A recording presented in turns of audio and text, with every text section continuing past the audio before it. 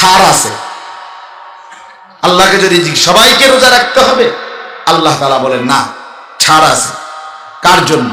ফামান কানা মিনকুম মারিদান, যে প্রচন্ড অসুস্থ, অভিজ্ঞ দিনদার বিবেকবান ডাক্তার বলেছে আপনি রোজা রাখলে আপনার এই রোগ প্রচন্ড আকারে বেড়ে যাবে, ক্ষতির আশঙ্কা, মৃত্যুর আশঙ্কা, এরকম অতিশয় মারাত্মক ভয়ানক রোগ যার, তার জন্য ছাড় আছে।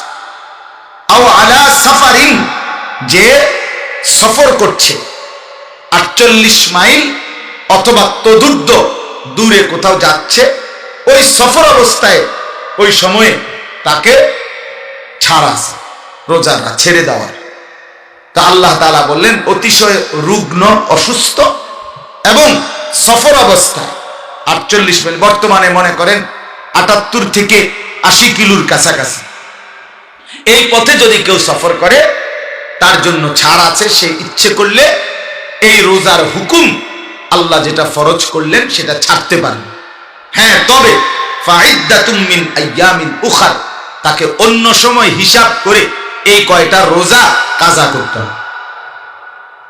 ওয়া আলাল্লাযীনা ইউতিকুনাহু, আল্লাহ বলেন একেবারে অতিশয় বৃদ্ধ, দুর্বল, অসুস্থ, অক্ষম, যে মানুষটা আর কোনোদিন সুস্থতা, সবল, সক্ষমতা ফিরে পাওয়ার আশা নাই, এতটাই অক্ষম দুর্বল হয়ে গেছে যে কোনোভাবেই সম্ভাবনা নাই আর স্বাভাবিক সুস্থতা ফিরে পাবে, রোজা রাখার মতো শক্তি আর পাবে মনে হয় না।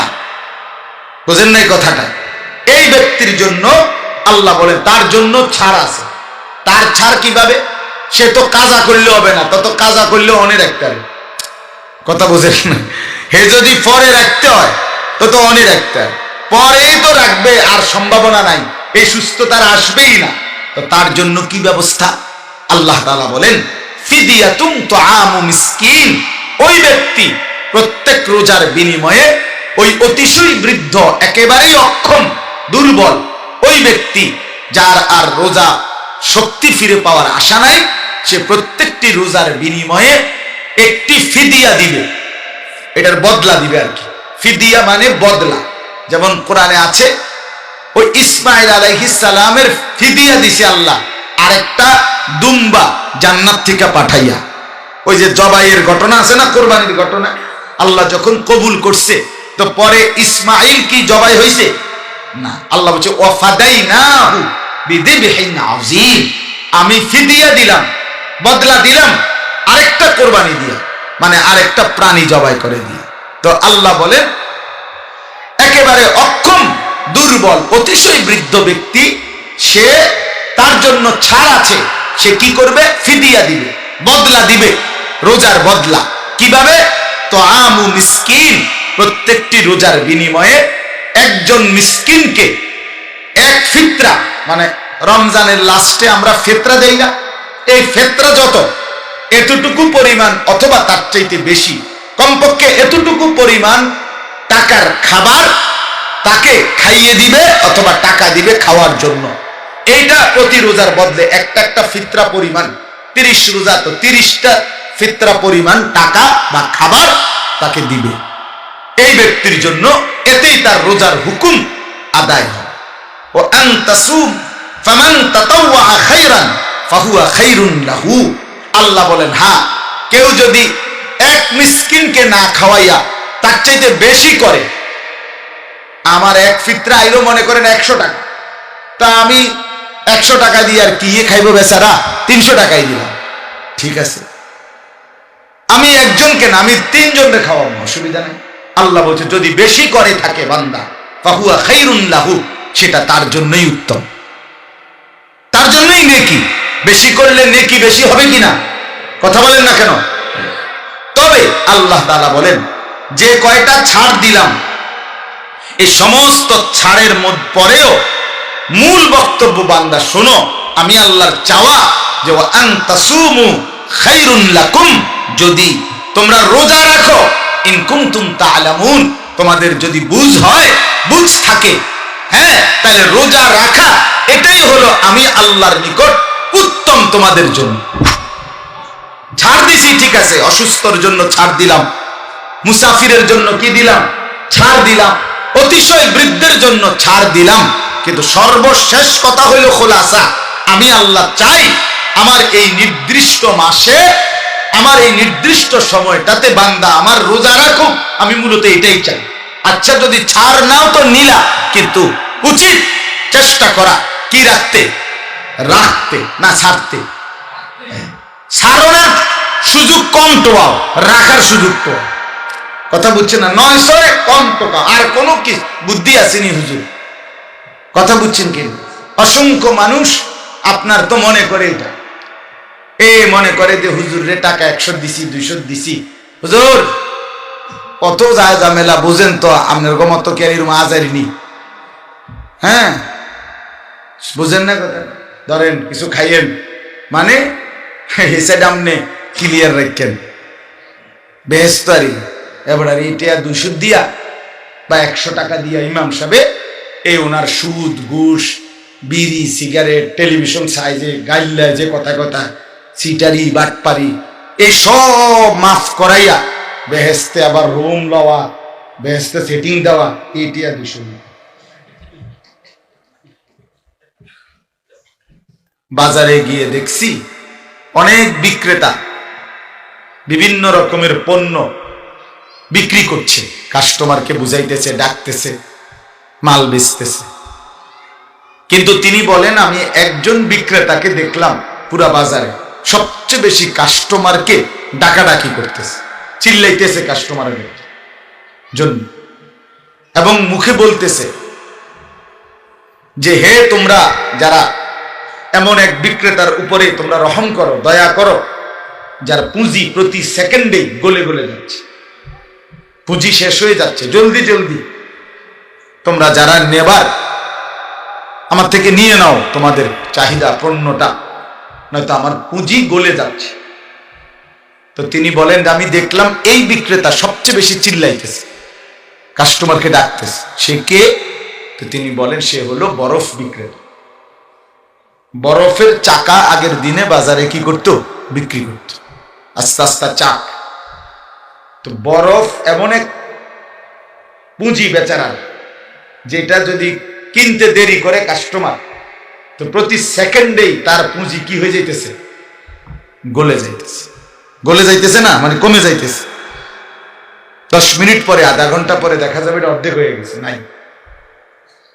তো আমাদের হায়াতও এমন। তিনি বলেন ইমাম ফখরুদ্দিন রাজি, আমি বুঝলাম আমার হায়াতও এমন,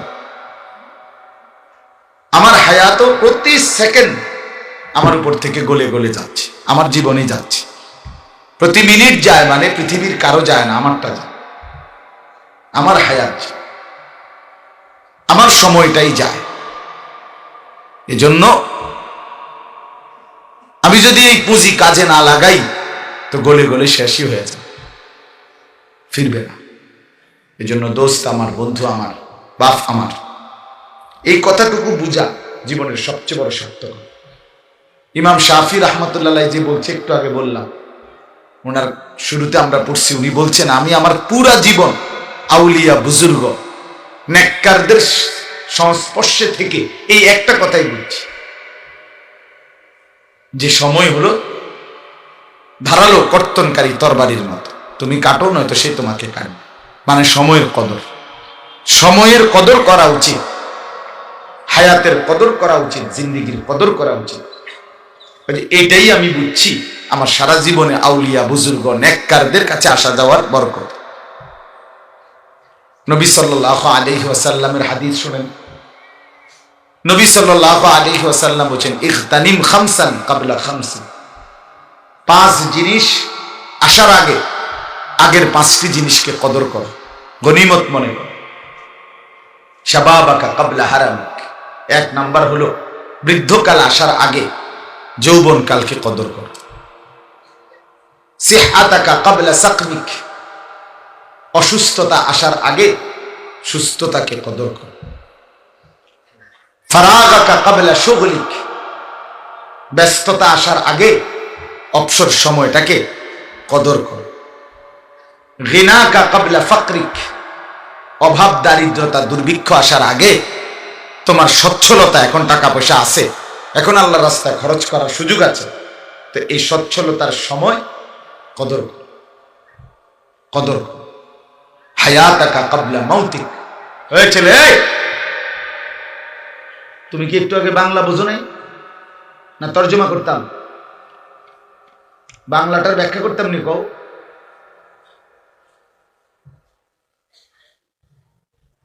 হায়াতাকা ক্বাবলা মাউতিক, তোমার মৃত্যু আসার আগে আগে হায়াতের কদর করো। এই কয়টা হইল? বৃদ্ধ আসার আগে যৌবনকে কদর করো, ব্যস্ততা আসার আগে অবসরকে কদর করো, অসুস্থতা আসার আগে সুস্থতাকে কদর করো, দারিদ্রতা আসার আগে ধনাঢ্যতাকে, সম্পদ আছে এখন, এখন দান করো,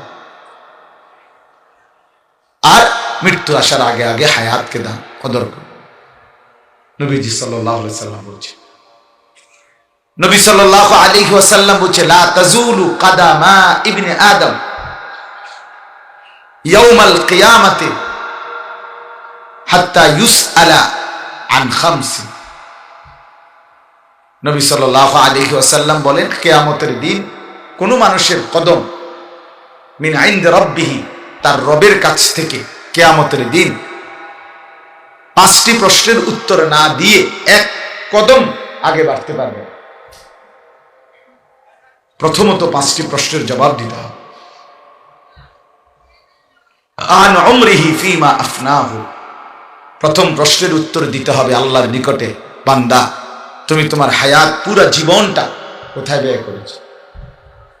ওয়া আন শাবাবিহি ফিমা আবলাহু, আবার আলাদা আবার উত্তর দিতে হবে শুধু যৌবন কালটা, হায়াতের 15 বছর থেকে 40 বছর, এই 25 বছর কোথায় ব্যয় করেছো। ওয়া আন মালিহি, সম্পদের ব্যাপারে, টাকা পয়সা উপার্জন, আয় রোজগার, এটার ব্যাপারে উত্তর দিতে হবে 2 প্রশ্নের। মিন আইনা ইকতাসাবা ওয়া ফিমা আনফাকা, প্রতিটি টাকা কোত্থেকে উপার্জন করেছো, কিভাবে, আর প্রতিটি টাকা কোথায় ব্যয় করেছো। এই 4টা। ওয়া মাদা আমিলা ফিমা আলিমা, যা যা জ্ঞান অর্জন করেছিলে, কোরআন সুন্নাহর কথা, শরীয়তের বিধান, কোনটা কোনটা আমল করেছো, কদ্দুর আমল করছো, বলো। এই হায়াতের কদর। আপনাকে প্রশ্নের উত্তর দিতেই হবে বাপ, প্রশ্নের উত্তর দিতেই হবে। এই সময়, এই ঘন্টা, এই মিনিট, এই সেকেন্ড, এই রাত, এই দিন, এই জীবন, এই যৌবন, এই বয়স, এই হায়াত, আমাকে আপনাকে প্রত্যেককে জবাব দিতে হবে। কোরআনুল কারীমের কথা শুনে নেবার, আল্লাহ তাআলা কোরআনে বলছেন, সুম্মা লাতুসআলুন্না ইয়াওমাইদিন আনিন নাঈম, তোমাদের প্রত্যেককে অবশ্যই অবশ্যই আমি আল্লাহ দেওয়া প্রতিটা নিয়ামত, ছোট বড় প্রত্যেকটা নিয়ামতের ব্যাপারে প্রশ্ন করা। হযরত ওমর রাদিয়াল্লাহু তাআলা আনহুকে নবী বলছে, ওমর রাদিয়াল্লাহু তাআলা আনহু একবার 3 দিন পরে, 3 দিন ক্ষুধার্ত থেকে, এরপরে 3 দিন পরে 2টা খেজুর আর একটু পানি খাইছেন। নবীজি বলছেন, আল্লাহি লা তুসআলু আন হাদান নাঈম, ওমর আল্লাহর কসম, এই 2টা খেজুর আর এই যে পানি, এটুকুর ব্যাপারেও হাসরের ময়দানে আল্লাহর কাছে জবাবদিহি করতে হবে, যে কি এইটুকু খাইয়া আল্লাহর কি শুকর আদায় করছে,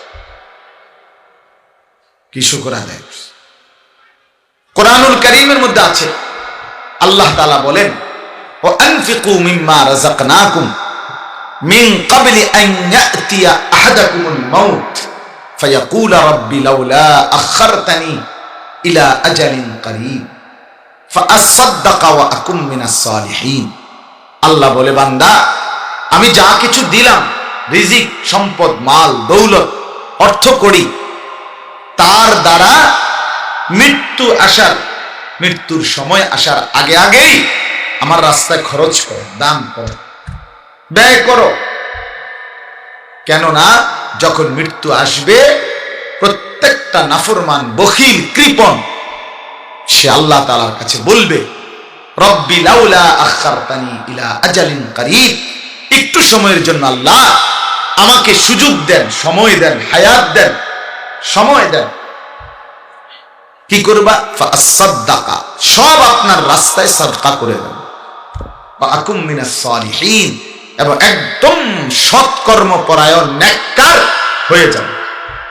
আল্লাহ বলবেন না, ওয়ালান আখিরাল্লাহু নাফসান ইযা জাআ আজালুহা, না বান্দা, আমি রব্বুল আলামিন মৃত্যুর সময় আসলে আর কাউকে এক সেকেন্ডের জন্য সময় দেই না। ওই ভাই ওই যে রিপিট করে, এটা বন্ধ করে দেন। আমি কাউকে সময় দেই না, আল্লাহ এক সেকেন্ড, এক সেকেন্ড, এক সেকেন্ড। হাত্তা ইযা জাআ আহাদাহুমুল মাউত ক্বালা রাব্বিরজিউন লাআল্লি আ'মালু সালিহান ফীমা তারাকতু। এই যে একই কথা রব্বুল আলামিন বলেন, প্রতিটা নাফরমান মৃত্যুর সময় বলবে রব্বিরজিউন, আয় আমার রব, আমার দুনিয়ায় আর কিছু দিনের জন্য ফেরত দেন, অল্প কয়টা দিন হায়াত দেন, কিছুটা সময় ভিক্ষা দেন। লাআল্লি আ'মালু সালিহান ফীমা তারাকতু, যে আমলগুলো ছুটে গেছে মাওলা, সেগুলো এবার সুযোগ পেলে করব। আল্লাহ বলবেন কাল্লা, কখনোই না, কখনোই, কখনোই না, কখনো হবে না। বাবা এই বাপ আমার কথা, এটা প্রথম প্রসঙ্গ, শেষ। অর্থ হলো আমি এই কথা বুঝাইছি, জিন্দেগির কদর, হায়াতের কদর, নিজের সময়ের কদর যাও। লক্ষ লক্ষ মুসলমানের যুবক, ছেলে মেয়ে, আহা, মা বাবার উপযুক্ত শাসন, উপযুক্ত পড়ালেখা, একজন নেককার কোনো ভালো মানুষের সংস্পর্শের অভাবে লক্ষ লক্ষ ছেলে মেয়ে আজকে জানে না কিছুই, কেন আসছে, কোত্থেকে আসছে, কে তাকে পাঠাইলো, কেন পাঠাইলো, কি করা উচিত, করছেটা কি, কোত্থেকে আসছে, জীবনের উদ্দেশ্য কি, বেঁচে থাকার মানে কি, হায়াতের সার্থকতা কি, কিছুই জানে। জীবন মানে চুলের ডিজাইন বদলানো, জীবন মানে প্যান্টের মডেল বদলানো, জীবন মানে ভিন্ন ভিন্ন কালারের শার্ট পরা, জীবন মানে দিবারাত্রি মোবাইল টিপা, জীবন মানে কিছু বন্ধুদের সাথে সমবয়সী আড্ডা দেওয়া, জীবন মানে 24 ঘন্টার মধ্যে নারীকে নিয়ে কল্পনা, নারীকে নিয়েই জল্পনা, নাচ গান ছবি, জিনা ব্যভিচার দৃশ্য, গান বাদ্য, প্রেম, অবৈধ ভালোবাসা, ইত্যাদি ইত্যাদি। এই এই এই এক বেখেয়াল জিন্দিগি, বেসামাল জিন্দিগি। আহা, নিজে নিজে হাসে দেখবেন, আপনি কইবেন না হাসে, কেন হাসে জানেন না? এই যে প্রতিবন্ধী, যে তার সিরাজে, হ্যাঁ বাস্তবতা, কেন হাসে? আপনি বলবেন কি রে তুই এরকম খারাপ মতো কাহিতে আসবে, হেজে মাথার সমস্যা, সে তো আত্মমর্যাদা নাই, তার তো কোনো আত্মসম্মান নাই, তার তো আত্মসম্মান, আত্মমর্যাদা নেই, সে তো জানে না কোনটাকে সম্মান বলে, কোনটাকে লজ্জা বলে, সে তো এটাও জানে, সে কিছুই জানে না। তার মনে যা চায়, জন্তু জানোয়ারের এক জিন্দিগি। মা বাবার খামখেয়ালি, ফ্যামিলির সবার নেশা ছিল শুধু টাকা, জওয়ান বুড়া, দাদা নাতি, বাপ ফুত, সবার এক ফিকির টাকা জমা, টাকা সম্পদ। 18 বছরের ছেলেটা, এটা একটা হলো এটিএম বুথ, ফোলাগা আসলে হলো মূলত একটা এটিএম বুথ, যেটা টিপ দিলে টিয়া বাইরে। হ্যাঁ বাস্তবতা এটা, অসংখ্য মা বাবা ফিকির এটা। ছেলেটা উপযুক্ত হয়েছে, এখন জিজ্ঞাসা করতেছে, হয় বিদেশ যা, নাহলে দেশে থাকো, কামাই করো, টাকা দরকার। তোমার নামাজ, তোমার ইমান, তোমার আমল, তোমার আখেরাত, তোমার চেহারা, তোমার সুরত, চাল চলন, এটা আমার দেখার বিষয়। তুমি ধ্বংস হইছো না বরবাদ হইছো এটা কোনো বিষয় না, টাকা ইনকাম করছো কিনা দেখার বিষয়। এই উভয় পক্ষের, অভিভাবকের খামখেয়ালি, অজ্ঞতা, আর সন্তানদের বেপরোয়া জিন্দিগি। অসংখ্য ছেলে পেলের কারো কোনো মানে একদম লাখ লাখ ছেলে মেয়ে এখন যারা তাদের মাথার উপরে কোনো ছায়া, কারো কোনো নিয়ন্ত্রণ কিছুই স্বীকার করে না। এরা জানেই না যে কিসের মা, বাবা, ভাই, বড় ভাই, আলেম ওলামা, সমাজের কোনো মুরব্বী, কারো কোনো অধীনতা সে স্বীকার। আমি স্বাধীন, মুক্ত, আমার যা মন চাইতাম, আমার যা মন চাইতাম। এই যে এক জিন্দিগি, এই জিন্দিগি তো গ্রামের চাইতে শহরে আধুনিকতার মোড়ক দিয়ে লক্ষ লক্ষ সন্তান সব ভুলে গেছে। এই মাত্র আমার প্রিয় ছাত্র আমার সাথে আসছে, ভালো আলেমে দিন মৌলানা ইয়াহিয়া, সে নিজেও বয়ান করে, ও আমার এতক্ষণ শুনাইলো গাড়ির বসে বসে। কুষ্টিয়া থেকে এক মেয়ে, আপনার মুসলমান মা বাবার মেয়ে, ঢাকা শহরে ইউনিভার্সিটিতে আইসা পড়তে ঢুকছে। সেই মেয়ে পাশাপাশি সাংবাদিকতার কাজও করত। সেই মেয়েটা এখানে আইসা বা ঢাকাতে আইসা সে সম্পূর্ণভাবে নিজের ইসলাম পরিচয় লুকাইয়া নিজেকে হিন্দু পরিচয় দিয়া হিন্দুদের মন্দিরে আসতো, যাইতো, প্রসাদ দিত, পূজা অর্চনা করত। কিছুদিন আগে সে মারা গেছে।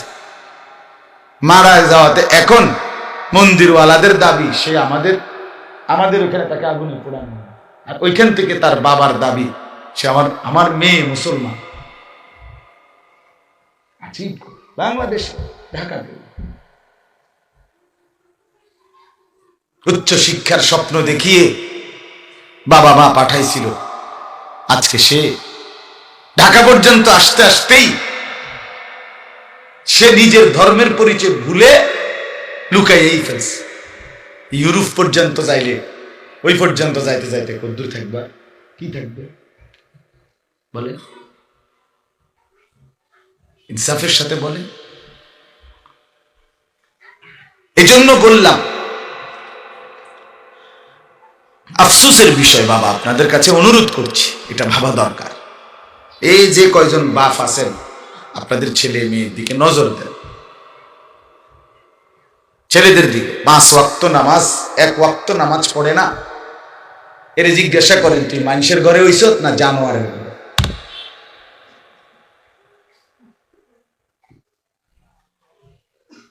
তার পরিচয় জিজ্ঞেস করে। খোদার 365 দিনে কোনোদিন ফজরের নামাজ পড়ে না, এই হাইওয়ানকে জিজ্ঞেস করেন তুই মুসলমানের ঘরে জন্ম নিছ না বেঈমানের ঘরে।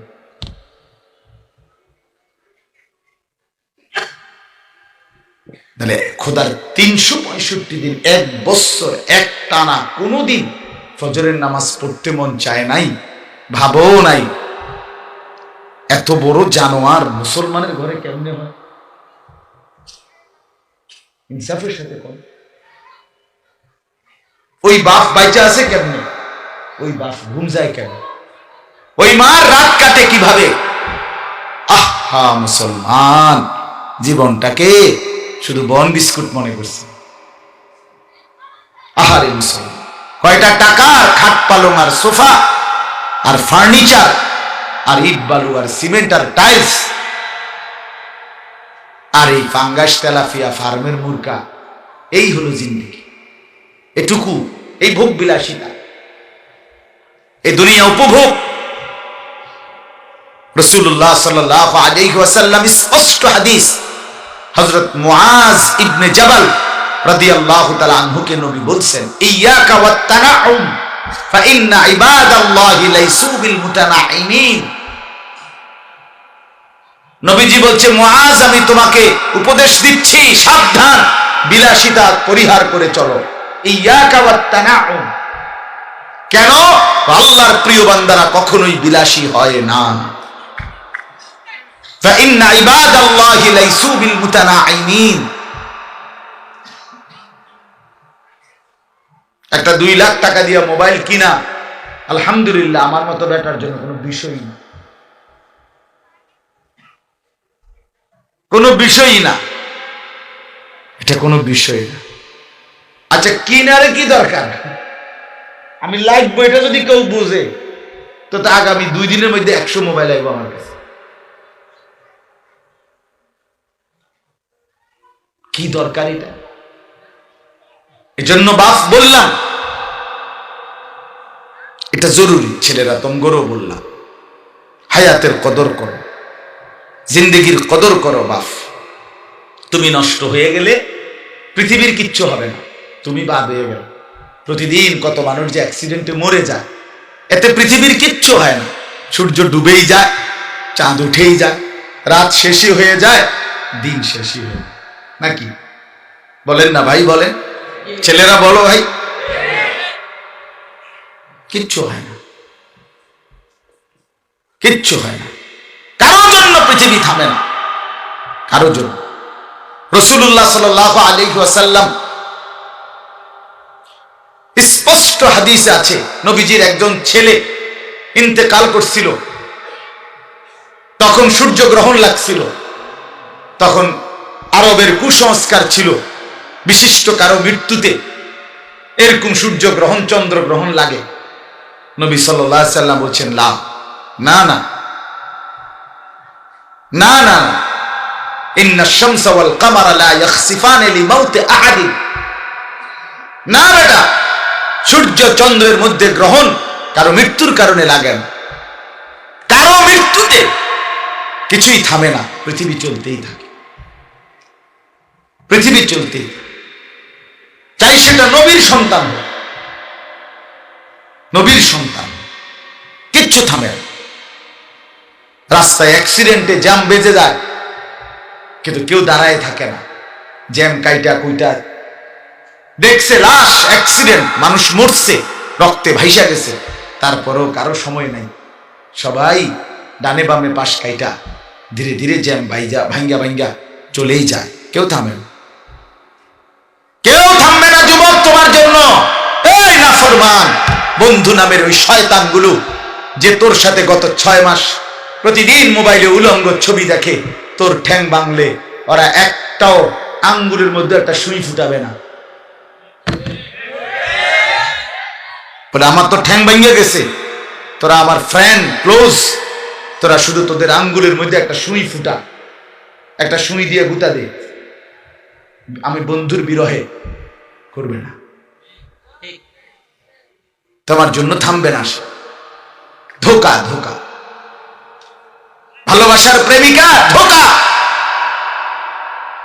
বিবাহ বহির্ভূত প্রেমের মেয়ে ওই অসভ্য জানোয়ার, খবিস, খবিস। আরে আল্লাহর কোরআন বলছে ঠিক কিতাব, আর ঠিকের লেগে বুঝে গেছে নাকি? তো কোরআন শরীফের আয়াত, ঠিক কইলেও ঠিক, ঠিক না কইলেও ঠিক। যে নারীর চরিত্র নাই, যে ছেলের চরিত্র নাই, আখলাক তার নষ্ট, যে লজ্জাস্থানের গুনাহ করে, যে নিজের হাতকে লজ্জাস্থানে খারাপ ব্যবহার করে, কিংবা সারা রাত নারী ছবি, উলঙ্গ নাচ দৃশ্য, ভিন মেয়ের সাথে প্রেম, মেয়ে ছেলের সাথে প্রেম, এগুলো দুইটাই খবিস। আল্লাহ কোরআনে বলছে আল খাবিসাতু লিল খাবিসিন ওয়াল খাবিসুনা লিল খাবিসাত। আল্লাহ বলছে শোন না ফরমান, তুই খবিস, তোর বউ মিলবে খবিস। মেয়েকে বলছে তুই মাইয়া খবিস, তোর জামাই মিলবে খবিস। দুই খবিসে মিলে এরপরে জীবনটা হয়ে যাবে জাহান্নামের টুকরা, আগুনের কুণ্ডলী ঘর হবে, আগুনের টুকরা। সন্তানকে দিন শিখান, ছেলেকে দিন শেখান, মেয়েকে দিন শেখান। মুসলমান, আখিরাত তো নয়তো মিলবে না, দুনিয়াও মিলবে না। সন্তান ভুলে যাবে বাবার পরিচয়। মুসলমান মেয়ে ইউনিভার্সিটি পড়তে গিয়ে যদি তার পিতৃ পরিচয়, সম্মান, ইসলামের পরিচয়টাই পর্যন্ত মুছে দেয়, এর চাইতে বড় অপমান আর কি হইতে পারে? বলে আর কি হইতে পারে? এর চাইতে বড় আফসোস কি হইতে পারে? আজ আপনাদের লক্ষ লক্ষ ছেলে তাদের চুল দিয়ে তারা প্রমাণ করছে আমি মুসলমানের বাচ্চা না। দাড়িবিহীন যুবক প্রমাণ করছে আমি মুহাম্মদের উম্মত না।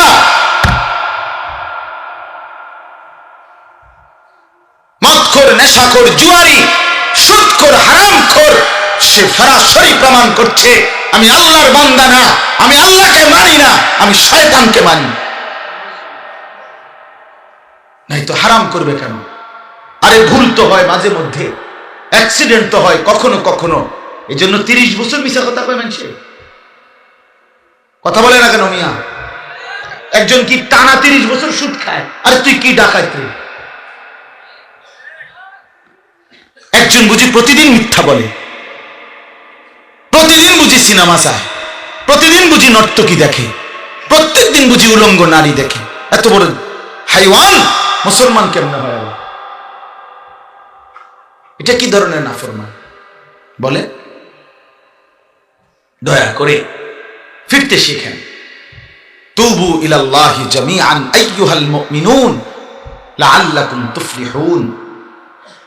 আল্লাহ তাআলা বলেন আমার বান্দা সকলেই মিলে, সমস্ত মুমিন আমি আল্লাহর দিকে তওবা করে ফিরে আসো, লাআল্লাকুম তুফলিহুন, তাইলে তোমরাই সফল হবে, জান্নাতি হবে।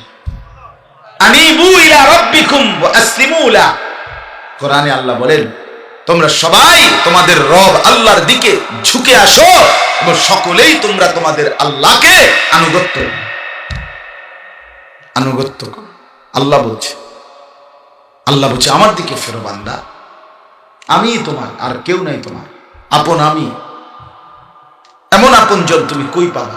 প্রতিদিন নিয়ম মতো তোমার 60 বছরে কোনোদিন আমি আল্লাহ, তোমার 70 বছরে বান্দা কোনোদিন আমি সূর্য উঠাইতে দেরি করি নাই, চাঁদ উঠাইতে দেরি করি নাই, রাত আনতে দেরি করি নাই, দিন আনতে দেরি করি নাই। 60 বছরে কোনোদিন শনিবারের পরে সোমবার আনি নাই, রবিবার এনেছি। কোনো দিন আমি সময়ের কোনো ব্যতিক্রম করলাম না, রাত দিনের কোনো অনিয়ম করলাম না, তোমার ভালোর জন্য, তোমার কল্যাণের জন্য। সেই তুমি আমাকে চিনলা না? হুয়াল্লাযী জাআলাল লাইলা ওয়ান নাহারা খিলফাতান লিমান আরাদা আন ইয়াযাক্কারা আও আরাদা শুকুরা। রব্বুল আলামিন বলেন তিনি আল্লাহ ওই সত্তা যিনি প্রতিদিন পর্যায়ক্রমে ধারাবাহিকভাবে রাত্রি এবং দিন এনে থাকেন, বানিয়ে থাকেন। খিলফাতান মানে পর্যায়ক্রমে ধারাবাহিকভাবে, একবার রাত একবার দিন, একবার রাত একবার দিন, একবার রাত একবার দিন, এভাবে চলছে আজকে কয় বছর ধরে? 3 বছর ধরে। এভাবে চলছে আজকে 6 বছর ধরে। তুমি যুবক বুঝ হওয়ার পর থেকে এর ব্যতিক্রম কোনোদিন দেখেছো কি? আপনি বৃদ্ধ বাবা বলেন, আপনি আপনার 60 বছরের জীবনে এর ব্যতিক্রম কোনো দেখেছেন কি? লা শামসু ইয়ামবাগি লাহা আন তুদরিকাল কামারা ওয়ালাল লাইলু সাবিকুন নাহার। রব্বুল আলামিন বলেন আমার সৃষ্টিতে কখনোই সূর্য চন্দ্রকে ডিঙ্গায় না, রাত্র দিনকে ডিঙ্গায় না, কখনো একসাথে 48 ঘন্টা রাত হয় না, কখনো একসাথে 48 ঘন্টা দিন হয় না। ইউকাল্লিবুল্লাহুল লাইলা ওয়ান নাহার, আমি আল্লাহ রাত্র এবং দিন বদলাই, আমি পরিবর্তন করি। তাইলে বান্দা তোমার সুখের জন্য প্রতিদিন আলোকিত দিনটাকে আমি অন্ধকারের কালো চাদর দিয়ে রাত্রি বানিয়ে দেই তোমার ঘুমের জন্য, আবার অন্ধকারের কালো চাদর হটিয়ে আলোকিত ধবধবে সাদা আকাশ বানিয়ে দেই তোমার আয়, ইনকাম আর উপার্জনের জন্য। একবার চাদর দিয়ে কালো করি, অন্ধকারে ঢেকে দেই তুমি ঘুমাবা বলে, আবার আলো দিয়ে ছড়িয়ে দেই মাশা তুমি উপার্জন করবে বলে। জালনা নাউমাকুম সুবাতা জালনান নাহারা মাআশা। কেন দিন বানাই? তুমি উপার্জন করবে। কেন রাত্রি বানাই? তুমি যে ঘুম যাবে তোমার জন্য। বান্দা তোমার জন্য, সব আমি তোমার জন্য বানিয়েছি। খালাকা লাকুম মা ফিল আরদি জামিআ। আল্লাহ বলে, বান্দা বিশ্বাস করো, জমিনের সব কিছু আমি রব্বুল আলামিন লাকুম তোমাদের জন্যই সৃষ্টি করেছি। আসমান যদি না থাকে আমি থাকব, চন্দ্র যদি না থাকে আমি থাকব, থাকবে কিনা? জমিন যদি না থাকে আল্লাহ থাকবে কিনা? গোটা কায়নাত যদি না থাকে তাইলে আল্লাহ থাকবে কিনা? কিন্তু আপনি থাকবেন নি, আমি থাকবো নি। কি বন্ধু বলো, যারা যারা মাগরিবের নামাজ পড়লা না, অপদার্থ বৈশো কীর্তানে সিটা, এই বাটপার বসলি কেন?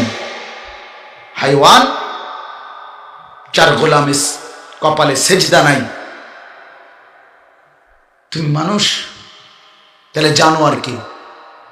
কোরআনে হাইওয়ান বলছে কে? তারে তারে কারে? কোন লজ্জায় বসছে?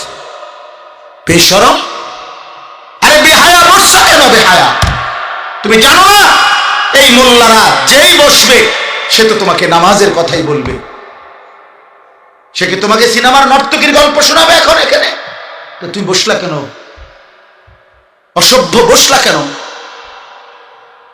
নির্লজ্জ বেহায়া, কোনদিন নামাজ পড়ো না, মুসলমানের সমাজে হাঁটো কেমনে, মানুষের সমাজে থাকো কেমনে, নিজের ধর্মের পরিচয় মুসলমান দেও কেমনে? এত বড় নির্লজ্জ। একদিনও একটা মানুষ, একদিনও অফিসে আইয়েন না, আপনি এই অফিসের কর্মচারী পরিচয় দেন, একজন যে কোনো ভদ্রলোক তো বলবে তোমার কি লজ্জা শরম বলতে কিছু নেই? বেদ্য, তুই কেমনে রে করি বেড়া, তুই কির কর্মচারী?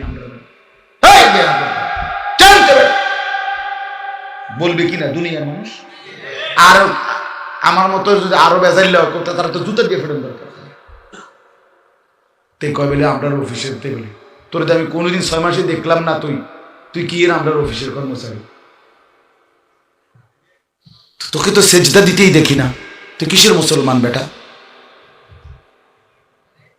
কিসের মুসলমান বেটা? আহা,